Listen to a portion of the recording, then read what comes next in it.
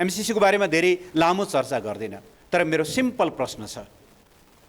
ऋषि धमालाजीले जनता जान्न चाहन्छन् भनेर प्रश्न गर्छन् नि, त्यस्तै जनता जान्न चाहन्छन् वर्तमान सरकारसँग सम्झौता गर्ने उहाँहरू। 2017 को सेप्टेम्बरमा प्रधानमन्त्री शेरबहादुर देउवा, त्यो सरकार बनाउने बलियो खम्बा पुष्पकमल दाहाल प्रचण्ड, त्यो सरकारका उपप्रधानमन्त्री परराष्ट्र मन्त्री कृष्णबहादुर महरा, त्यो सरकारका अर्थमन्त्री अहिलेका कानुन मन्त्री ज्ञानेन्द्र बहादुर कार्की, त्यति बेलाका गृहमन्त्री अहिलेका अर्थमन्त्री जनार्दन शर्मा, उहाँहरू नै हुनुहुन्थ्यो नि त। सम्झौता उहाँहरूले गरेर आउनु। हाम्रो सिम्पल प्रश्न, त्यो सम्झौता ठिक थियो भने अघिल्लो सरकारले यसलाई अगाडि बढाउँ भनेकै हो। किनभने दुई देशमा सम्झौताहरू भइसकेपछि सरकार आएपछि फेर्दै जाने हो भनेदेखि त त्यो त कहिले पनि दुई देश बीचका सम्बन्धहरू त त्यो त दिगो हुन सक्दैनन्। त्यसो भएको हुनाले सरकार भने एउटा अविच्छिन्न उत्तराधिकारवाला संस्था हो। अघिल्लो सरकारले गरेको भए पनि यसलाई अगाडि बढाउँ भन्दा आगो बाल्नुभयो उहाँहरूले। सम्झौता गर्ने उहाँहरू, गाली खाने केपी ओली, सम्झौता गर्ने उहाँहरू, गाली खाने हामी, त्यति बेलाका सरकारमा रहेका मान्छेहरू। यदि त्यो गलत थियो भने सम्झौता किन गर्नुभयो तपाईँहरूले? यदि सही थियो भने त्यसलाई पास हुनबाट रोक्नुभयो किन तपाईँहरूले? अनि आज प्रतिपक्षको सहयोग खोजिरहनु भएको छ। प्रतिपक्षको सहयोग चाहिन्छ भन्ने भएको भएदेखि त तपाईँहरूले त त्यही ढङ्गको डिल गर्नु पर्थ्यो नि त। प्रतिपक्षको सहयोग चाहियो किन तपाईँहरूलाई? 165 सिट तपाईँहरूसँग छँदैछ संसदमा, त्यति भोट छँदैछ, जुन बहुमतभन्दा काफी बढी हो। कुनै पनि प्रस्ताव पारित गर्न तपाईँहरूलाई सङ्ख्या पुग्छ।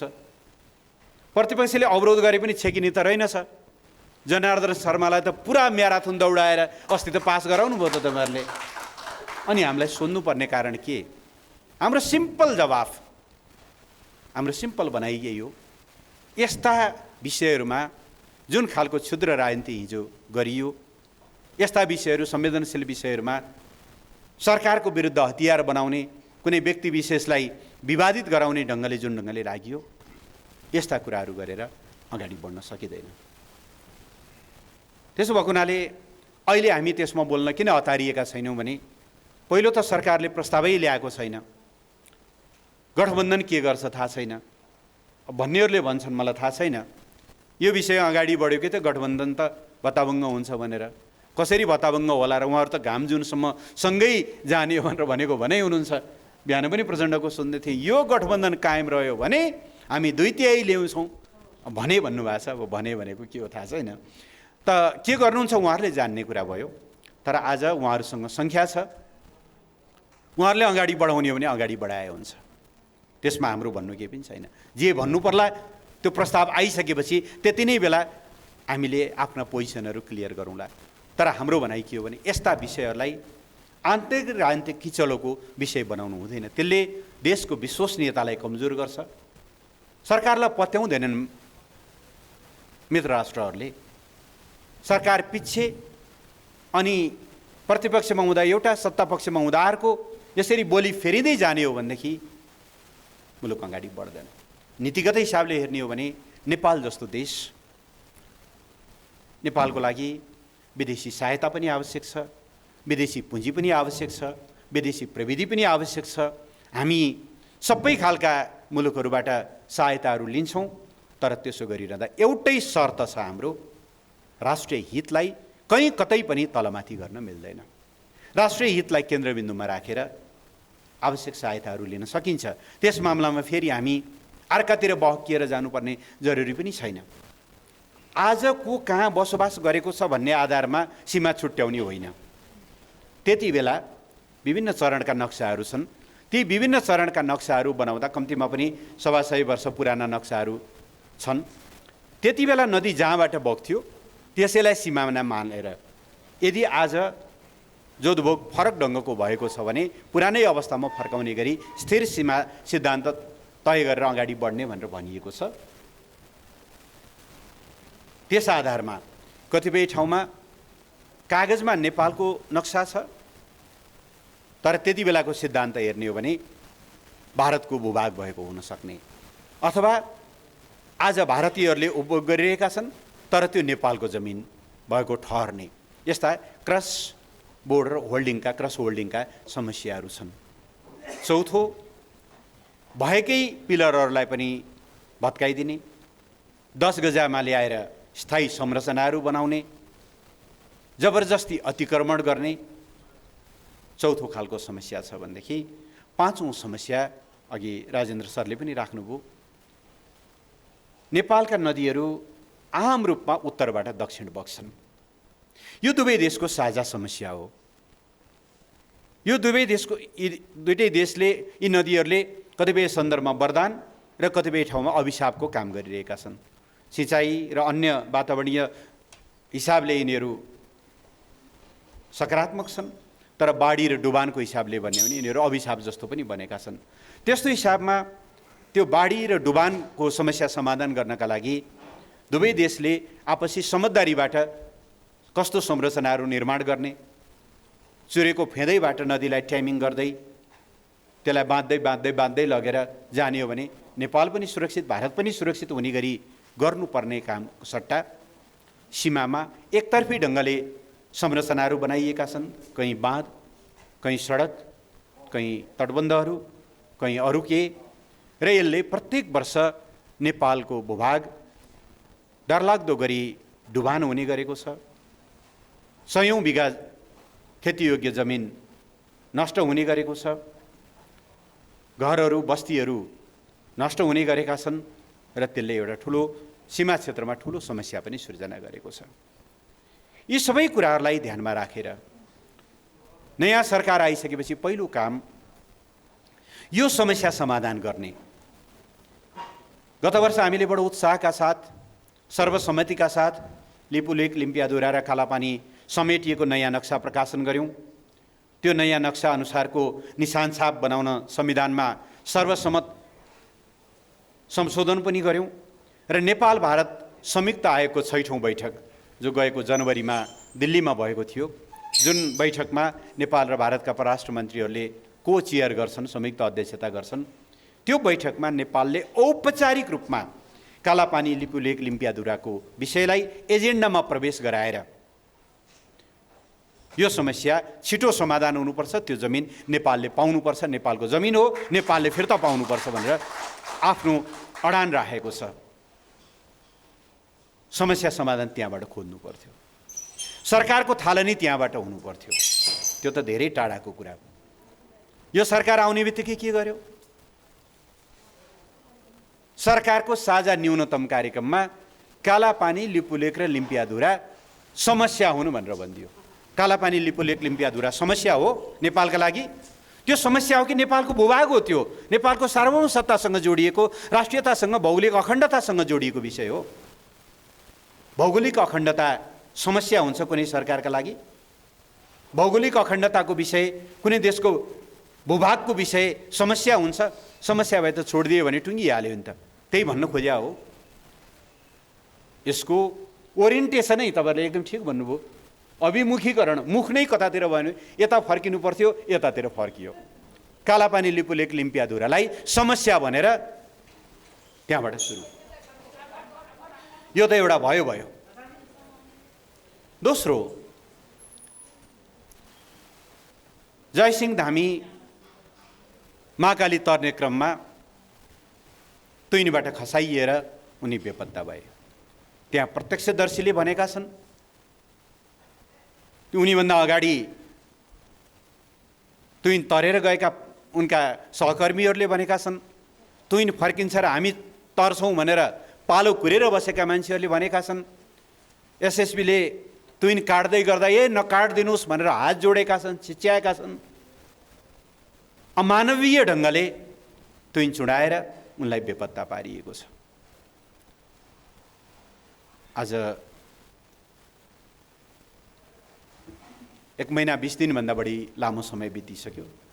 सरकार चुइक्क बोल्दैन आफ्ना नागरिकहरू यसरी बेपत्ता पारिएको विषयमा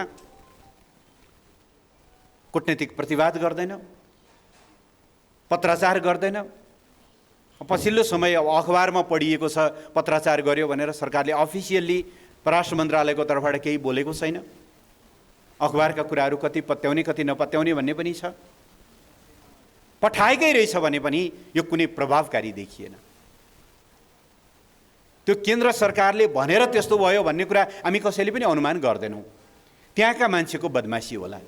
त्यहाँका मान्छेको बदमासी हो भने उसलाई एकाउन्टेबल बनाउनु पर्छ कि पर्दैन? तर साँच्चै नै उहाँहरू कम्फर्टेबलै हुनुहुँदो रहेछ, केही कुराहरू बोल्नु भएन। समस्या त्यता थियो। भारतसँग खास गरेर यो लिपुलेक, लिम्पियाधुरा, कालापानी र सुस्ता क्षेत्रका समस्या, त्यो विषय नेपालको राष्ट्रिय अडान अनुसार ती जमिनहरू नेपालले फिर्ता ल्याउने गरिकन आफ्ना विषयहरू, आफ्नो कूटनीतिक पहल अगाडि बढाउनु पर्ने र आफ्ना नागरिकको त्यसरी अनाहकमा अब लास नभेटिएको कारणले कानुनी हिसाबले ज्यान गएको भन्न प्रमाण नपुग्ला, तर दुनियाँले बुझेको कुरा हो कि उहाँ अब हामीसँग हुनुहुन्न। यस्तो संवेदनशील विषयमा पहल गर्नुको साटो सरकार कतातिर लाग्यो? सरकार चीनतिर लाग्यो। त्यो पछि बुद्धिनारायण सरले सविस्तार बताउनुहुन्छ। पहिलो कुरा मैले अघि पनि निवेदन गरेँ, नेपाल र भारतको सीमा जस्तो नेपाल र चीनको सीमा अस्पष्ट छैन। सम्झौता भएको छ बीपी कोइरालाको पालामा, सन्धि भएको छ राजा महेन्द्रको पालामा र प्रोटोकलमा हस्ताक्षर भएको छ। नेपाल र चीनका सीमा छुट्याउने 97वटा त्यतातिर चाहिँ बाउन्ड्री मार्कर भन्ने चलन छ। बाउन्ड्री मार्करहरू छन्, कहीँ पिलर छ, कहीँ भित्तामा खोपेको छ पहरामा, कहीँ धेरै अग्लो पहाड भएको कारणले त्यहाँ पिलर गाड्न नसकेको हुनाले यति उचाइको फल्नु चुली हाम्रो सिमाना हो भनेर 37 र 38 नम्बरको बाउन्ड्री मार्कर पहाडको चुचुरालाई बनाइएको छ। प्रोटोकलमा बहुत प्रष्ट ढङ्गले, उदाहरणको निम्ति 11 नम्बर पिलर फल्नु डाँडाको यति उचाइको, यति डिग्री अक्षांश, यति डिग्री देशान्तरमा छ।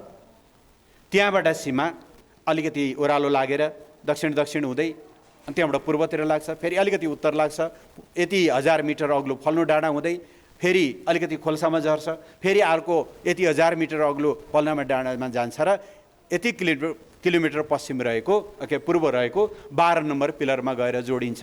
डिटेलमा उल्लेख गरिएको छ। अचेल त हामी कहाँ प्रत्येक मोबाइलमा GPS ट्र्याकिङ गर्न सकिन्छ। तपाईँले त्यहाँ गएर ठक्क राख्नुभयो भने तपाईँकै मोबाइलले बताइदिन्छ तपाईँ कति डिग्री, कति हाइटमा आउनुभयो, कति डिग्री अक्षांश देशान्तरमा हुनुभयो। यो विषय दुईचोटि बडो रहस्यमय ढङ्गले उठ्यो। एउटा भारतले नाकाबन्दी लगाइरहेको बेला 2072 सालमा यो विषय उठिसकेपछि त्यति बेलाको सरकारले परराष्ट्र मन्त्रालयका सहसचिव, पछि उहाँ इजिप्टका लागि नेपालीको राजदूत हुनुभयो, जबिन्द्र अर्यालजीको संयोजकत्वमा एउटा टिम बनायो। त्यो टिमले अध्ययन गर्यो र त्यो सरकार पछि प्रचण्ड प्रधानमन्त्री हुनुभएको बेलामा त्यो सरकारलाई त्यसले प्रतिवेदन बुझाएको छ त्यहाँ सीमा मिचिएको छैन भनेर। यो 2073 साल भदौ या असोजको कुरा हो। पोहोर साल हामी हुँदैखेरि जब यो लिपुलेक, लिम्पियाधुरा, कालापानीको विषय आयो, कान्तिपुर पत्रिकामा एकदम ब्यानर न्युज सहित कृषि मन्त्रालय नापी शाखा कुन रिपोर्ट भनेर एउटा चिज आयो। हामीले कृषि मन्त्रालयमा सोध्यौँ तपाईँहरूका नापी शाखा भन्ने चिज छ? उहाँहरूले खण्डन गर्नुभयो। नापीको काम त भूमि व्यवस्था मन्त्रालयले गर्छ, त्यो डकुमेन्ट फेक रहेछ। अब थाहा छैन यो संयोग कि के हो, कसैको पनि मृत्यु दुःखद हो, तर जसको नाममा त्यो न्युज आयो उहाँको पछि बल्खु खोलामा उहाँ डुबेर बित्नु पनि भयो त्यो पत्रकार। र पछि कान्तिपुरले यो समाचार गलत हो भनेर छाप्यो रिग्रेट सहित। हुँदै नभएको मन्त्रालयको शाखाको नाउँमा एउटा फेक डकुमेन्ट दिएर यो विषय हल्लाखल्ला भइसकेपछि र फेरि एकजनाले ल 11 नम्बर पिलर त हरायो भनेर भनिसकेपछि फेरि सरकारले त्यो विषय जिम्मा लियो र हुम्लाका तत्कालीन सिडिओको संयोजकत्वमा हामीले फेरि त्यहाँ फिल्डमा पठायौँ। उहाँहरू त्यहाँ जानुभयो अध्ययन गर्नुभयो। 11 नम्बर पिलर सबुतै छ, 12 नम्बर पिलर सबुतै छ। अनि उहाँहरूले रिपोर्ट दिइसकेपछि सरकारले फेरि त्यो कुरा खण्डन गर्यो। यो मिचिएको भन्ने कुरा गलत हो। यस्ता संवेदनशील विषयमा रिपोर्ट दिनुपर्दा मन्त्रालयसँग सहमति गरेर पूर्व जानकारी लिएर मात्रै दिनुहोला, दुई देश बीचको कुरा हो यो भनेर।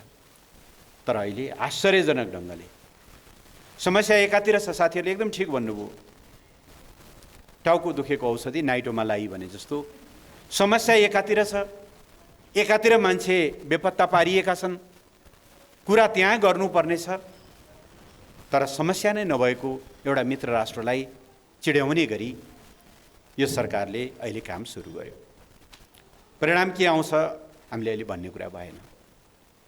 पहिलो कुरा त जब कुनै देशको बीचमा, दुई देशको बीचमा सीमा भन्दा बित्तिकै दुई देशको कुरा हो, समस्या आयो भने कूटनीतिक पहल गरेर दुवै देशको समन्वयमा मात्रै यस्ता गतिविधिहरू अगाडि बढाइनुपर्छ। एकतर्फी ढङ्गले एउटा देशले सीमा मिचियो भन्ने र उसले अध्ययन गर्ने हो भने अर्को देशको प्रतिक्रिया के हुन्छ? भारतसँग केही समस्या आयो भने पनि भारतसँग जोइन्ट इन्स्पेक्सन नै गर्ने हो। चीनसँग समस्या आयो भने पनि चीनसँग परामर्श गरेर संयुक्त टोलीले नै अध्ययन गर्ने हो। त्यो टाढाको कुरा हो। दोस्रो, यो समस्या आइसकेपछि म परराष्ट्र मन्त्री हुँदा हामीले नेपाल सरकारले एउटा निर्णय गरेको छ, एउटा स्थायी खालको संयन्त्र बनाएको छ। भारतसँगको सीमा नियमित रूपमा अनुगमन गर्नका लागि भारत हेर्ने मन्त्रालयका सहसचिवको संयोजकत्वमा परराष्ट्र मन्त्रालय, गृह मन्त्रालय, रक्षा मन्त्रालय, भूमि व्यवस्था मन्त्रालय, नेपाली सेना, नेपाल प्रहरी, सशस्त्र प्रहरी बल र नापी विभाग सहितको एउटा स्थायी संयन्त्र छ। उसले रेगुलरली ती सीमाहरू हेर्छ। पोहोर साल उहाँहरूले ताप्लेजुङदेखि लिएर दार्चुलासम्मको समग्र सीमाको अध्ययन गरेर यति मोटो रिपोर्ट दिनुभएको छ।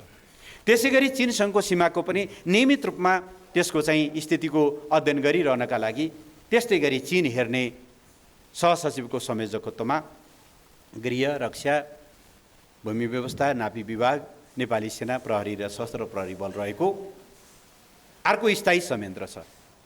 त्यो स्थायी संयन्त्रको टुङ्गोमा ल्याइएको छैन। सीमाको आउटर फेस परराष्ट्र मन्त्रालय हो, त्यो मन्त्रालयको प्रतिनिधि राखिएको छैन।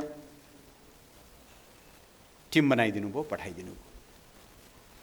यो कूटनीतिक एउटा डिजास्टर हो भन्ने म ठान्छु।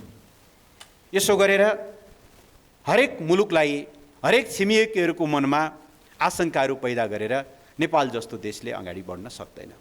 समस्याहरू छन् भने कूटनीतिक ढङ्गले यहाँ समस्या आयो, के रहेछ अध्ययन गरौँ भनेर पत्राचार गरेर त्यो ढङ्गले जान सकिन्छ। भारतसँग समस्या उत्पन्न भयो भने पनि गर्ने त्यही हो। थुप्रैचोटि भारतसँगका कैयौँ ठाउँहरूमा यस्ता समस्याहरू आउँछन्। त्यहाँ यताको सिडिओ र उताको डिस्ट्रिक्ट म्याजिस्ट्रेटको बिचमा संयन्त्र छ, यताका डिआइजी र उताका डिआइजीको बिचमा संयन्त्र छ। समन्वय गरेर उनीहरू अगाडि बढ्छन्।